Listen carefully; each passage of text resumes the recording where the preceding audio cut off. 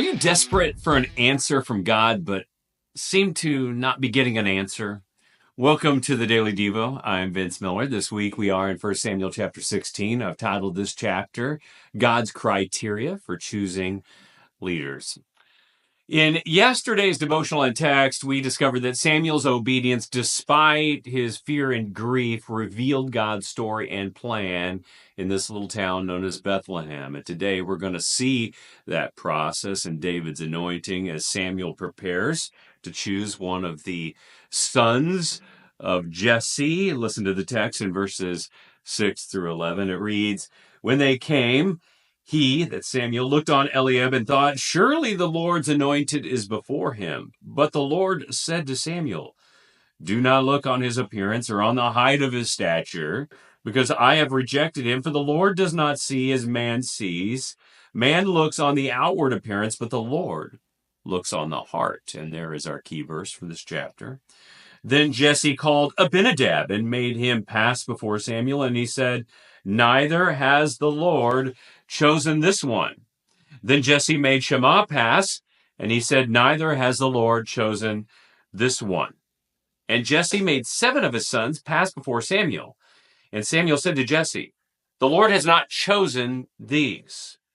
Then Samuel said to Jesse, 'Are all your sons here?'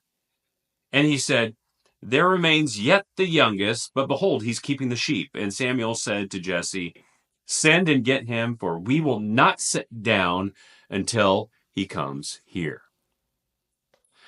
3 of Jesse's 8 sons are named in this text: Eliab, Abinadab, and Shammah. These are the oldest 3 who are all going to come to play in the next chapter, but God here is gradually revealing that he has a way of choosing a leader that is different from how we choose. He does not choose by seen means. He chooses by unseen means, by matters of the heart.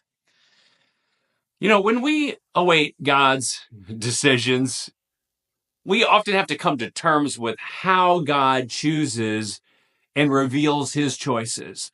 God answers in his way and in his time, in his way and in his time.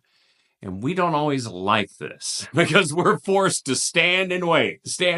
And let's just be honest, we don't want to wait. We prefer to make quick choices by seen means, sit down and be done with it.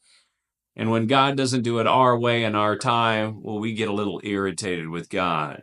So I would assume in the situation, Jesse and his boys are probably a little irritated with this whole experience. Just like we are when God does not answer the way and with the timing that we want. Here's the lesson for you today. God's answers don't come your way. God's answers don't come your way. They don't because you cannot see the way God sees. God's way and timing probe into the unseen. And if you want real, working, divine answers from him, well, you're going to have to wait for him. Now, I guarantee that there is some place in your present life where you need an answer from God, like right now. And even the frustration and the stress of waiting for his answer will tempt you, like they tempt me, to seek an answer in your way and in your time. But don't do it. Don't do it. Stand and wait. Stand and wait. And be patient. Ask God to quench your fears and anxieties while you're waiting. Ask him to quench your bias and your impatience while you're waiting. And then when the answer walks into the room, which it will here in the next text, you will know it because God's choice is always better than yours, even though it doesn't happen in your way and your time. I love you guys. I pray this has blessed you. If it has, share it with someone else. And I'll see you right back here again tomorrow.